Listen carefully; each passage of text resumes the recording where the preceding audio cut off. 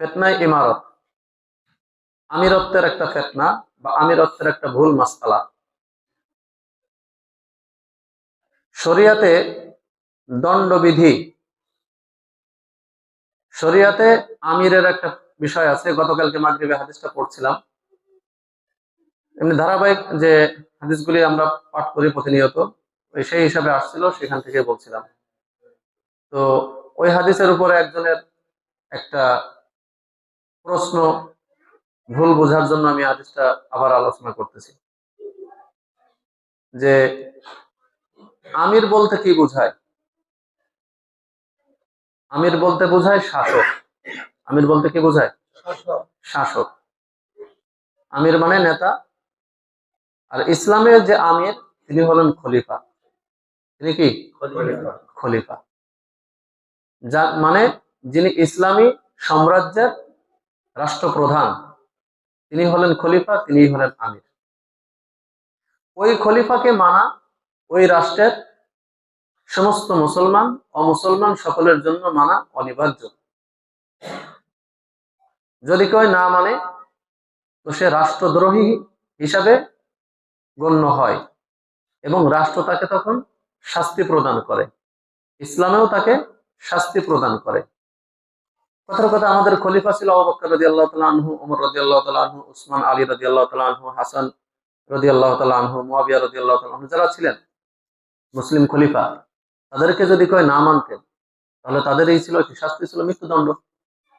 হ্যাঁ, এটাই তো শাস্তি। এখন আমরা জানি এছাড়াও তো আরো অনেক আমির আছে। আমরা মানে আমির বলতে এখন এটা বুঝি না। আমাদের সমাজে এখন আমির মানে ওই তাবলিগ জামাত যারা করে এরাও আমির।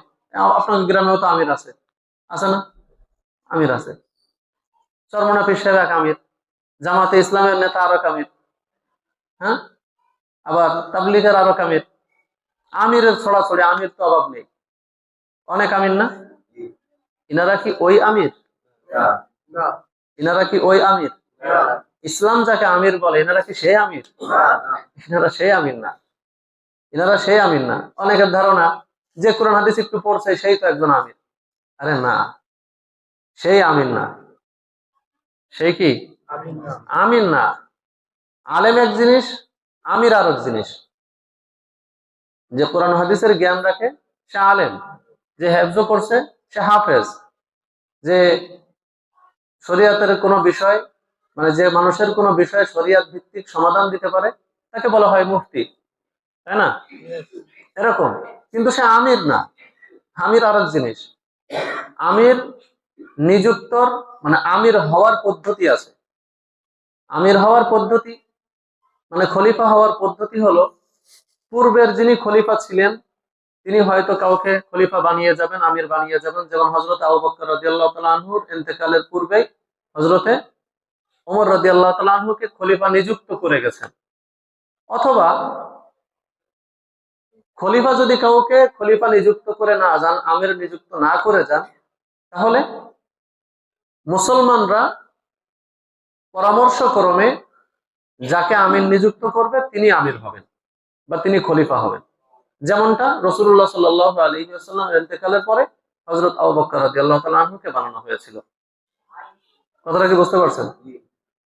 ওমর রাদিয়াল্লাহু তাআলা আনহুর ইন্তেকালের পরে উসমান রাদিয়াল্লাহু তাআলা আনহুকে বানানো হয়েছিল। কথাটা কি বুঝতে পারছেন?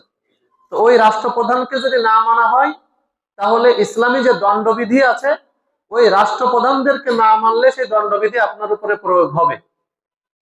কথাটা কি বুঝতে পারছেন? আচ্ছা, আমাদের দেশের এখন রাষ্ট্রনায়ক কে? ডক্টর ইউনূস, তাই না? দায়িত্ব পালন করছেন ডক্টর ইউনূস না? এখন যদি আমরা ডক্টর ইউনূসকে অস্বীকার করি, কোনো ব্যক্তি যদি এককভাবে অস্বীকার করে বা তার বিদ্রোহ করে বা তাকে মানে নাই ঘোষণা দান করে, তাহলে তাকে পুলিশ গ্রেফতার করবে না? হ্যাঁ, পুলিশ গ্রেফতার করবে, তাকে শাস্তি ভোগ করতে হবে। কিন্তু আচ্ছা বলেন, আমি আপনাদের মসজিদের ইমাম, হ্যাঁ, আমাকে যদি কেউ না মানেন তাহলে আপনাদের কোন পুলিশে ধরবে? কোন ধরবে? জামাত ইসলামের আমিরটা যদি না মানেন আপনারা কোন পুলিশে ধরবে? চরমনা সাহেবরা যদি এখন না মানেন তো কোন পুলিশে ধরবে? আপনাকে ধরবে? হ্যাঁ, ধরবে না। এই জায়গা মূলত আমির বলতে যাকে বোঝায় তিনি হলেন যে আমিরকে না মানলে ইসলামী দণ্ডবিধি প্রয়োগ করা হবে বা রাষ্ট্রীয়ভাবে শাস্তির সম্মুখীন হতে হবে, তিনি কোন আমির? তিনি হলেন রাষ্ট্রনায়ক, এবং রাষ্ট্রনায়কের অধীনে যে সমস্ত কর্মকর্তারা রয়েছেন। কথাটা কি বুঝতে পারছেন? ওই রাষ্ট্রীয় কর্মকর্তাদেরকে মানা মানেই রাষ্ট্রপ্রধানকে মানা, আর তাদেরকে অমান্য করা মানে রাষ্ট্রপ্রধানকে অমান্য করা। কথাটা আশা করি সকলে বুঝছেন। হ্যাঁ, আর এমনি যে আমির যারা আছে, এই যে তাবলিগ জামাতের ওই যে মশওয়ারা করে একজন আমির বানায়, ওই যে গাছতে বেরোচ্ছে একজনকে আমির বানায়, এই 3 দিনের জামাতের একজন আমির, চিল্লা 40 দিনের একজন আমির, ওই যে এই মাহফিলের একজন আমির, ওই মাহফিলের একজন আমির, এই যে আমির গুলি, ইনাদের ওই মানে ওই মজলিসটা বা ওই জামাতটা সুন্দরভাবে পরিচালনার জন্য একজন নেতা নির্বাচন করা হয়। কথাটা কি বুঝতে পারছেন? হ্যাঁ, উনি এমন আমির না যে ওনাকে অমান্য করলে আপনার বিরুদ্ধে কোনো শাস্তি প্রয়োগ করা যাবে, এমন আমির উনি না। কথাটা কি বুঝতে পারছেন? চরমনা বিশ্ব হুজুর এখন এমন আমির না যে ওনাকে বাংলাদেশের কোন একজন মুসলমান অমান্য করলে তাকে শাস্তি প্রয়োগ করা যাবে। জামাতে ইসলামের আমির উনি এমন আমির না যে ওনাকে কেউ বাংলাদেশের কোন একজন নাগরিক যদি এখন অমান্য করে তাহলে ওনাকে শাস্তি প্রয়োগ করা যাবে, এমন আমির উনি না। অনুরূপ ভাবে তাবলিগের যারা আমির আছেন ওনাদেরকেও যদি কেউ অমান্য করে, ওনারা এমন আমির না যে ওনাদেরকে অমান্য করার কারণে রাষ্ট্রীয়ভাবে বা ইসলামিক ভাবে কোনো শাস্তি প্রয়োগ করা যাবে। আমার কথা মনে বুঝতে পারছেন সকলে? হ্যাঁ, এই জন্যই ভুল মাসআলা মানে কোনো বিষয় ভালোভাবে বোঝার চেষ্টা করবেন, বিভ্রান্তির পিছনে কেউ ছুটবেন না। হ্যাঁ, আল্লাহ তাআলা আমাদের সকলকে সহিহ বুঝ দান করুন।